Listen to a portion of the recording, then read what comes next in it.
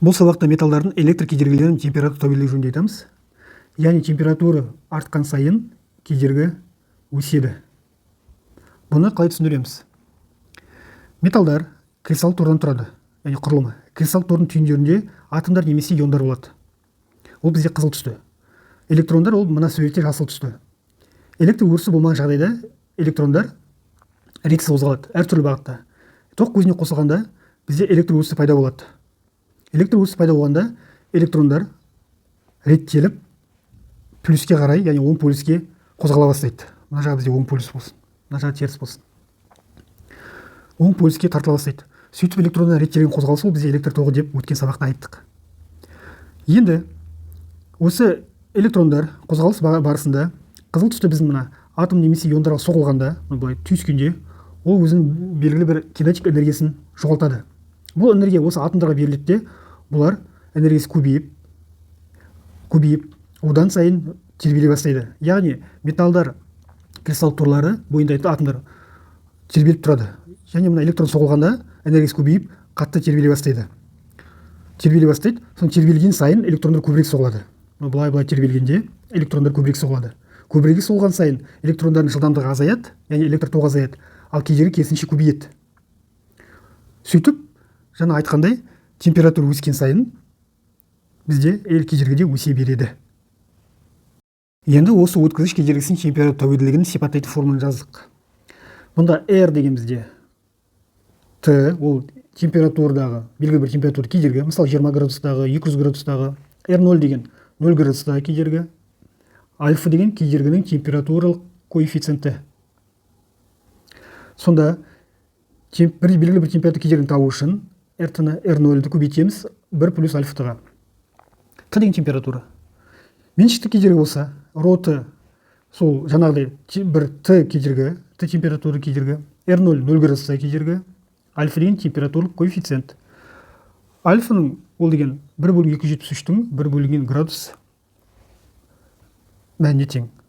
Альфаны есептеу үшін R-тан R0 азайтамыз, Т-ға бөлеміз.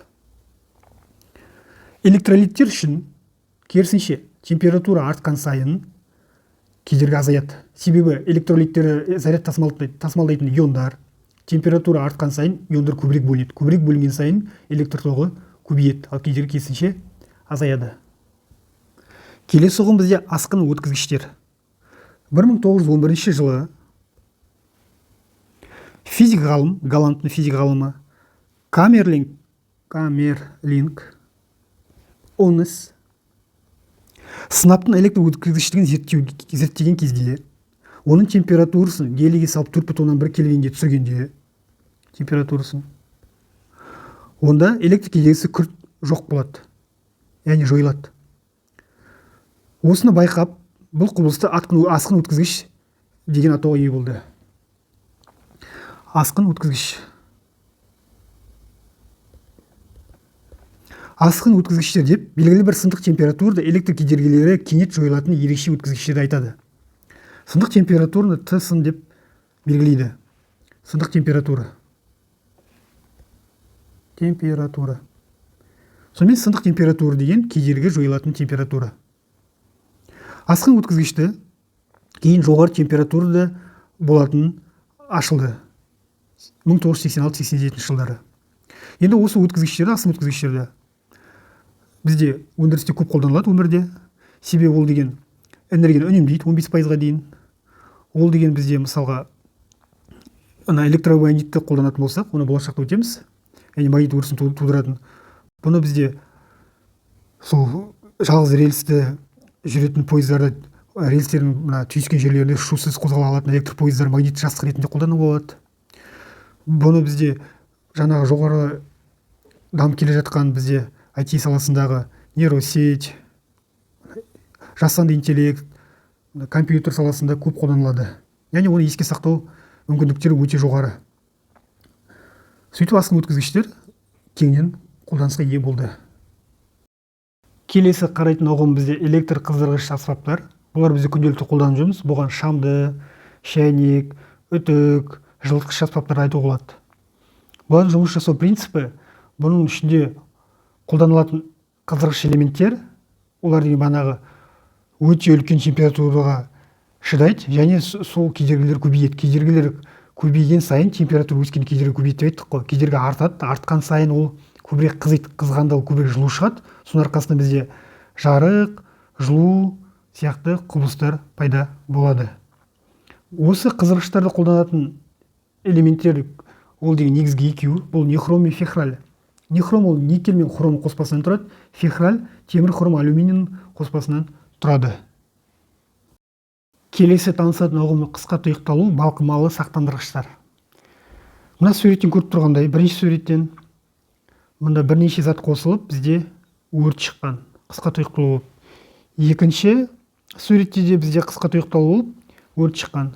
Яғни бізде өткізгіштер бір-біріне жанасқанда бізде қысқа тұйықталу байқалған.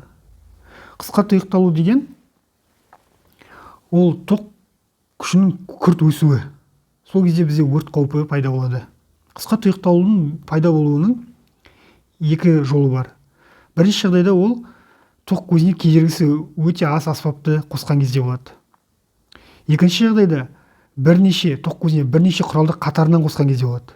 Сол кезде тоқ күші күрт өседі де біздің аспаптар істен шығады, өрт пайда болады. Бұдан сақтану үшін балқымалы сақтандырғыштар қолданады. Бұл мына суретте көрсетілген балқымалы сақтандырғыштар. Яғни тоқ күрт өскенде бұның ішіндегі элементтер балқымалы деп тұрмыз ғой. Қызып балқып кетеді, бізде электр тізбегі үзіледі. Яғни тұйықталмай қалады. Сол кезде электр тоғы өтпейді. Бұдан біз қысқа тұйықталудан сақтайды. Енді бұның халықаралық стандарт болмағандықтан әр елде әртүрлі балқымалы сақтандырғыштар қолданады.